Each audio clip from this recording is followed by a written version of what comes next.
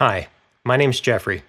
I'm an amateur audio engineer, and I'm going to show you a simple PreSonus Studio One trick that helps you protect your ears and gear from loud noises. A while back I saw a suggestion to put a limiter in the main bus as a precautionary measure, just to prevent some random burst of noise from blowing out my speakers or eardrums. Well, there are some good reasons not to put a limiter on your main bus, but I put it in my template anyway and sort of forgot about it. A few weeks later, I was setting up a new project. I forgot I had a loopback turned on, had my headphones on, armed a track, and wham! I got hit with this horrible loud feedback.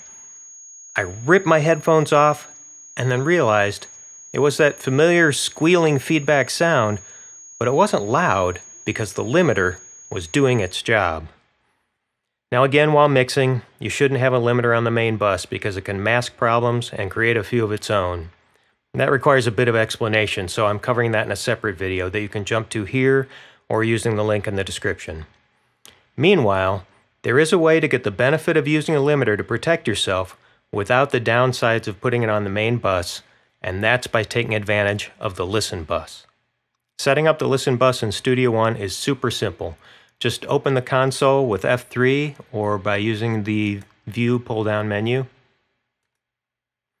Then go down to the open space in the console, right-click, and right here, Enable Listen Bus.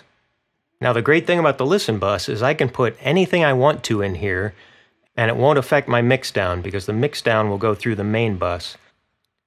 So for example, I have this Sound ID reference plugin that will just drop into the Listen Bus. And what this does is flatten the curve on my headphones by applying some adjustments. Well, of course I don't want that on my final mix, but by putting it in the Listen bus, it won't be. Okay, now for the simple part. Let's just take a limiter, drop it into the Listen bus, and then let's set this for peak RMS. We don't want any gain on here. You can set the ceiling to 0 if you want, that's fine, that's where I started.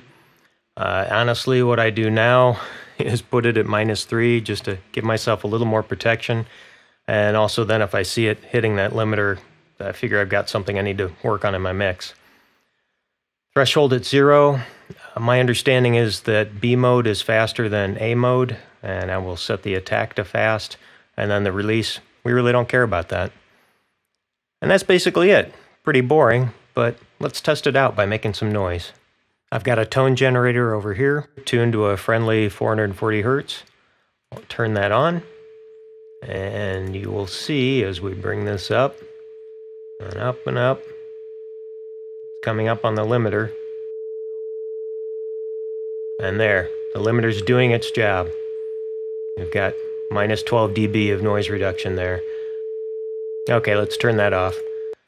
Here's the important thing. On the main, you've got clipping. You can see it right here. That's important. If you're clipping on the main bus, then that's a problem to be aware of and to be fixed in the mix. Again, for an explanation of that, please see my video called Clipping. Limiters are duct tape. Meanwhile, with this, you can save it as a template or just set it up at the beginning of your project. Hopefully you'll never need it, but I'd bet bucks the day will come when you'll be glad you have this set up. This is Jeffrey. Until next time, happy mixing, my friends.